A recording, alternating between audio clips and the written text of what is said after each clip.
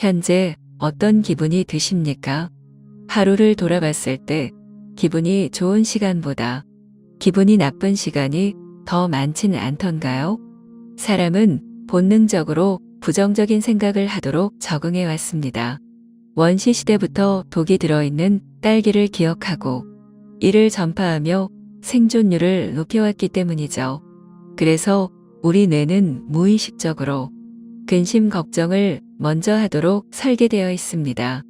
여기에 각종 업무와 육아에 치이고 또는 하는 일마다 꼬여서 돈도 잃고 사람도 잃고 인생이 망한 것 같을 때 차라리 죽는 게 낫겠다라는 생각이 들기도 하죠.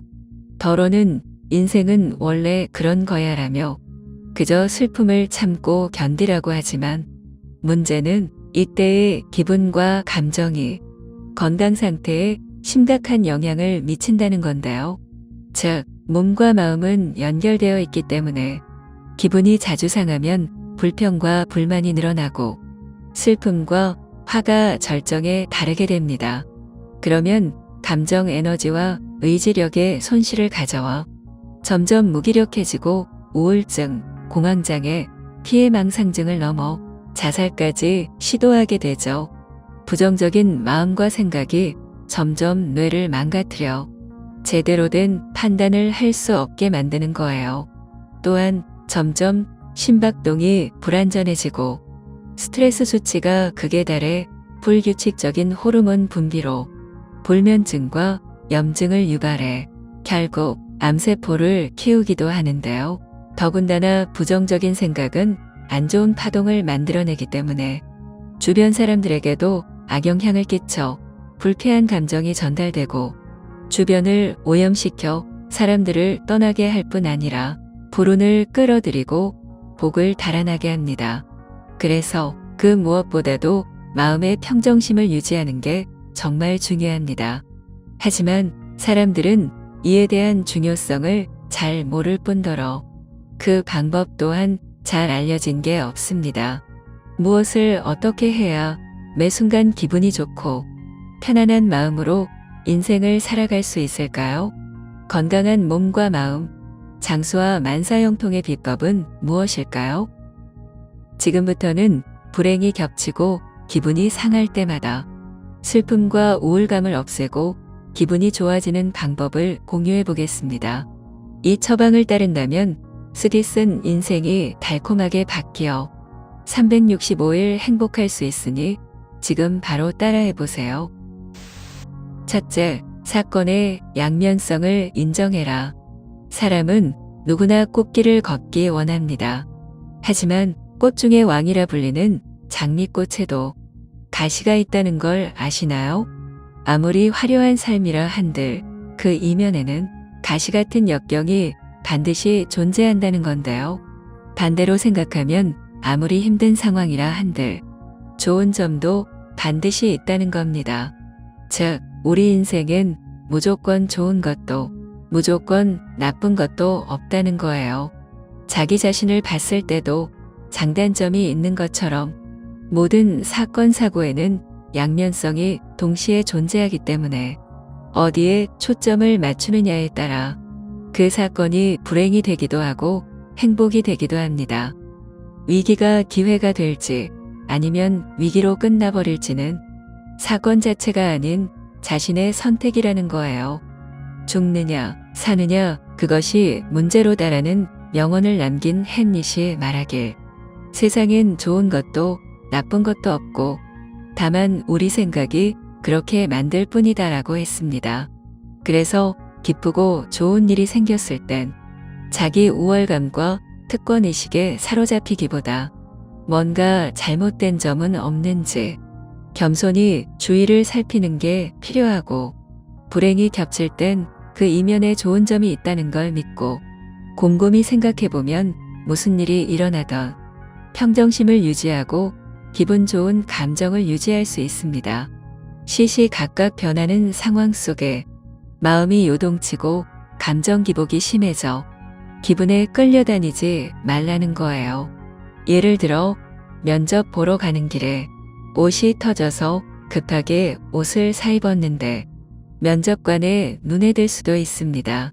또는 누군가와 지금 이별 중이라면 당장은 슬프겠지만 이를 통해 자신이 무엇을 좋아하고 싫어하는지 더 명확히 알 수 있고 상실의 고통을 알기 때문에 자신이 현재 가지고 있는 것들에 대한 소중함을 깨닫게 됩니다. 그게 가족이나 친구, 직업 또는 새로운 인연일 수 있기에 조금 더 넓은 시야로 삶을 살아가게 됩니다. 그렇게 인격이 성숙해져 더 좋은 관계를 형성하거나 일에 대한 열정 또한 생기게 되죠. 또는 이 슬픔을 잊으려 새로운 취미 등을 시도하게 되고 자신도 모르는 재능과 기쁨을 발견할 수도 있으며 거기서 더 건강한 인연을 만나기도 합니다. 그리고 잘못된 투자로 돈을 잃고 빚이 늘었다면 당장은 고통스럽지만 이로 인해 돈에 대해 더 신중하게 되는데요. 그래서 나중에 더 많은 돈을 잃을 확률이 줄게 되고 이때부터 오히려 돈이 모이게 됩니다. 빚을 갚기 위해 더 열심히 살게 되고 이 경험을 토대로 돈을 모으는 능력을 키우게 되죠. 돈을 벌고 불리는 것도 능력입니다. 하지만 이 능력은 거저 생기지 않아요. 돈을 아끼고 모으는 능력, 그 다음 잘 쓰는 능력이 반드시 수반되어야 합니다. 그렇지 않고 운 좋은 투자로 거금을 벌어들였다 한들 돈을 지키는 능력이 없으니 금방 써버리거나 사기를 당하거나 도박성 투기로 집안이 한 번에 풍비박산이 나게 되거든요. 쉽게 번 돈은 쉽게 사라지게 마련입니다. 지금의 빈곤과 어려움 속에 벌어들인 돈은 여러분 곁을 쉽게 떠나지 않습니다. 분명 곧 다가올 부의 기반이 됨을 기억하고 욕심과 슬픔을 내려놓은 후 그저 오늘 하루씩 살아가세요. 오늘이 마지막인 것처럼 집중해 보라는 겁니다. 과거 선택을 후회해봤자 기분만 나쁘고 상황을 바꾸지 못합니다. 현재가 최선이라는 생각, 내가 한 선택이 곧 가져올 최상의 결과를 위한 과정이란 걸 믿으세요. 그리고 남들과 비교하지 말고 자신에게 없는 것에 초점을 맞추지도 말고 내게 이미 있는 것과 오늘 일어난 사건의 이면을 바라보세요. 가시가 아닌 장미에 초점을 맞추다 보면 피해의식과 우울감이 줄고 삶의 만족도는 오르게 됩니다. 부와 명예를 다 가진 듯한 유명인, 전문직, 고위직조차 10명 중 5명은 자신의 환경에 만족하지 못하고 입에 악병을 달고 다닌다는 거 아시나요? 말이 씨가 되기 때문에 결국 악순환이 이어져 인생이 더 팍팍해질 수밖에 없습니다. 이처럼 소유와 행복은 관련성이 없음을 인정하고 이제는 자신을 학대하는 일을 그만 멈추세요. 인생은 세옹지마 전화위복입니다. 위기는 무조건 기회를 동반하기 때문에 지금 당장은 힘들 수 있지만 잠시 뒤에 그 이유를 깨닫게 될 겁니다. 그리고 마침내 더 나아진 모습으로 더 멋진 인생을 사는 자신을 발견하게 됩니다. 둘째, 의도적인 감사를 해라. 우리 뇌는 무의식적으로 부정적인 것에 초점을 맞추려 하기 때문에 그냥 내버려 두면 불행한 생각에 잠식되기 쉽습니다. 그래서 의식적으로 긍정적인 측면을 찾으려 최소한의 노력이 필요한데요.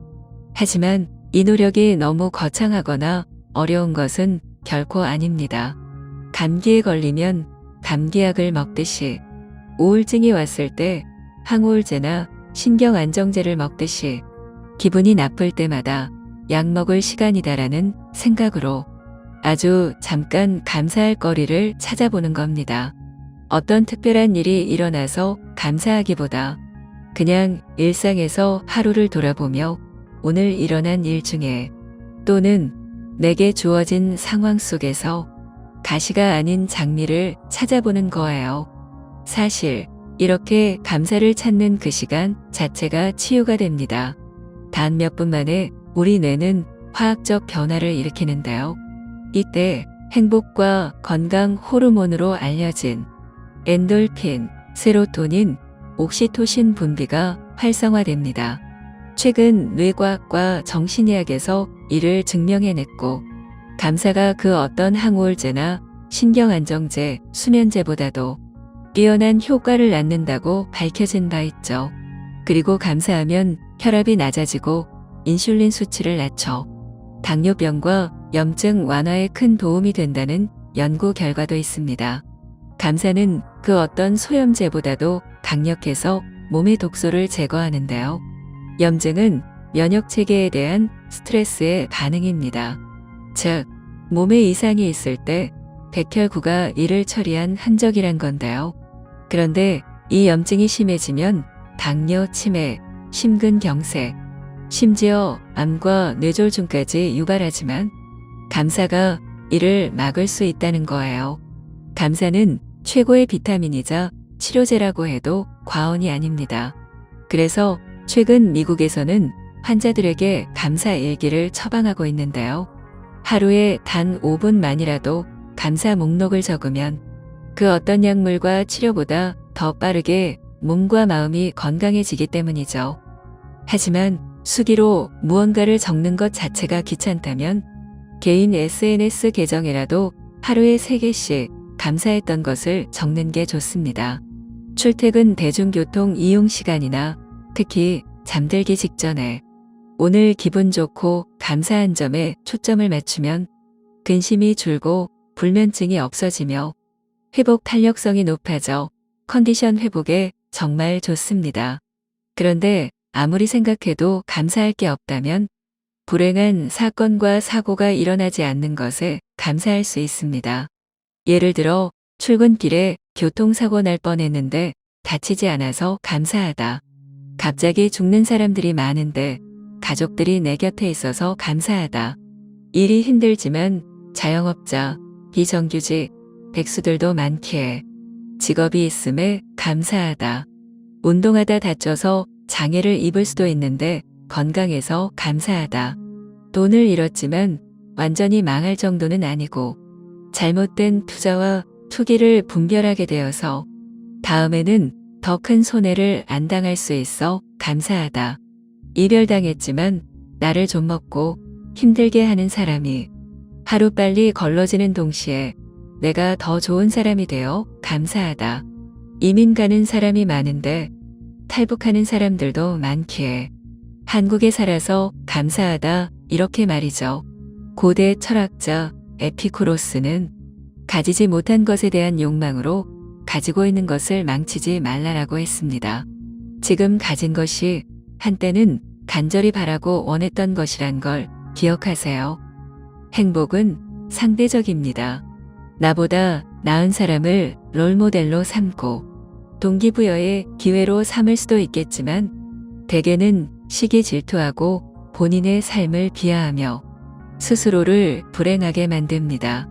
하지만 반대로 나보다 더 힘든 사람들을 보며 자신이 현재 누리는 것이 누군가에겐 간절히 원하는 것이란 걸 알게 되면 불평과 불만이 사라지고 감사와 평안이 남게 되죠. 행복은 거저 주어지지 않습니다. 행복은 선택하는 것입니다. 환경이 불행하게 만드는 것이 아니라 자신의 생각이 그렇게 만드는 것을 기억하고 무슨 생각을 어떻게 할지 지금부터 선택해 보세요. 누구나 완벽한 하루를 보내고자 하지만 그럴 수 없습니다. 하지만 그저 매 순간에 누릴 수 있는 것들을 찾고 누릴 것인지 아니면 잃어버린 후 후회할 것인지에 따라 완벽한 하루에 가까워질 수도 아닐 수도 있음을 명심하세요. 셋째, 뿌린 대로 거둔다. 인생의 법칙 중 하나는 인과응보, 즉 모든 결과에는 원인이 따른다는 것입니다. 그래서 좋은 일이든 나쁜 일이든 그대로 돌려받게 되어 있는데요. 하지만 바쁜 현대인들은 눈앞의 이익과 결과만 중시하는 터라 이를 잊은 채 남들에게 피해를 주면서까지 어떻게든 손해를 안 보려 합니다. 겉으로 보기엔 잘 사는 것 같지만 결국 나중에 더 큰 손해와 피해를 입게 되는데요. 이건 자연의 섭리이자 인생의 공식입니다. 물론 직접 경험한 사람만 알 수 있죠. 만사가 잘 풀리는 사람들은 눈앞의 이익에 연연하지 않고 당장의 손해를 보더라도 주변을 더 풍요롭게 하는데 힘씁니다. 머지않아 더 좋은 결과와 에너지로 돌려받기 때문인데요. 이는 곧 아군과 불행이 없어짐을 의미하기도 하죠. 서양에서는 이를 황금률이라고 합니다. 대우받고 싶은 만큼 대우해주라는 건데요. 눈에는 눈, 이에는 이라는 말도 있잖아요. 성경에도 너희의 헤아리는 그 헤아림으로 너희도 헤아림을 도로 받을 것이니라. 흩어 구제하여도 더욱 보하게 되는 일이 있나니 과도히 아껴도 가난하게 될 뿐이니라. 구제를 좋아하는 자는 풍족하여질 것이요 남을 윤택하게 하는 자는 자기도 윤택하여 지리라라는 말씀이 있습니다. 여기에는 물질뿐만 아니라 정신과 마음도 포함됩니다. 상대의 마음을 불편하게 하면 자신도 똑같이 당하게 됨을 의미하죠. 반대로 상대에게 좋은 감정과 에너지를 전달하면 기분이 좋아지고 정신 건강에 큰 도움이 된다는 겁니다. 그래서 누군가를 위로하면서 본인의 마음도 치유된 적 다 있으시죠? 자신이 한심하고 가치 없게 느껴진다면 주변 사람들에게 잘해보세요. 웃으며 먼저 건네는 인사 한마디, 커피 한 잔이 부메랑이 되어 내 마음을 치유하고 주변을 정화하기 시작합니다. 심리학에서도 누군가에게 도움이 되었다는 생각과 필요한 존재라는 걸 깨닫게 되면 자존감이 회복되고 삶의 만족도가 올라간다는 연구 결과가 있습니다.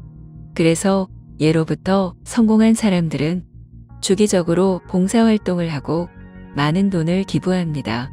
이를 통해 정신 건강을 지킬 수 있을 뿐만 아니라 더 좋은 기운을 받아 만사가 형통해지기 때문이죠. 그리고 부부나 연인 관계를 개선하고 싶을 때도 이 법칙은 아주 유용합니다. 내가 먼저 고맙다는 말을 하게 되면 당장은 어색할 수 있지만 상대방 역시 내 단점보다는 장점을 보고 감사를 표현하게 된다는 건데요. 예를 들어 아내가 먼저 남편에게 차 운전해줘서 고마워라고 한다면 남편은 한두 번 운전하는 것도 아닌데 뭘이라며 의아해할 수 있어요. 하지만 이는 곧 부메랑이 되어 남편은 조만간 이렇게 말하게 됩니다. 밥 해줘서 고마워라고 말이죠. 그럼 아내는 한두 번 밥 해준 것도 아닌데 남편의 변화에 놀라움을 금치 못하게 됩니다. 이렇게 점점 미움보다는 고마운 감정이 생겨나고 서로에 대한 감사가 반복되는 과정에서 관계가 좋아질 수밖에 없다는 거죠. 이별이나 이혼을 막고 싶다면 고마움을 먼저 꼭 표현해 보세요. 죽고 사는 건 우리가 선택하지 않았습니다. 이는 곧 우리 삶을 우리가 완전히 통제하지 못한다는 걸 의미하죠. 그래서 인생에 풍파가 불 때 여기저기 휩쓸리다 보면 불평과 불만 속에 파묻혀 불행하게 됩니다. 하지만 인생은 원래 자기 생각대로 되지 않는다는 점을 인정하고 작은 일에 감사하다 보면 불평과 불만이 만족과 행복으로 바뀌게 됩니다. 일상의 문제를 무시할 수 있는 힘이 생기기 때문에 자신을 비하하고 세상을 원망하는 데 쓰는 에너지를 다른 곳에 쓸 수 있게 된다는 거죠. 즉, 삶의 여유가 생기기 시작하고 자신이 바라는 것에 힘을 집중하다 보면 마침내 꽃길을 걷고 있는 자신을 발견하게 됩니다. 감사하는 게 처음에는 어려울 수도 있지만 딱 3개월간 5분만이라도 오늘 기분 좋았던 점, 감사한 점을 3가지만 적어보세요.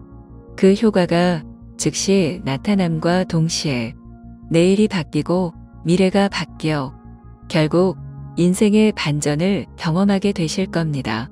돈과 명예를 얻었다고 잘 사는 건 아닙니다. 건강과 행복한 마음이 있어야만 진짜 잘 사는 인생, 성공한 인생임을 기억하세요.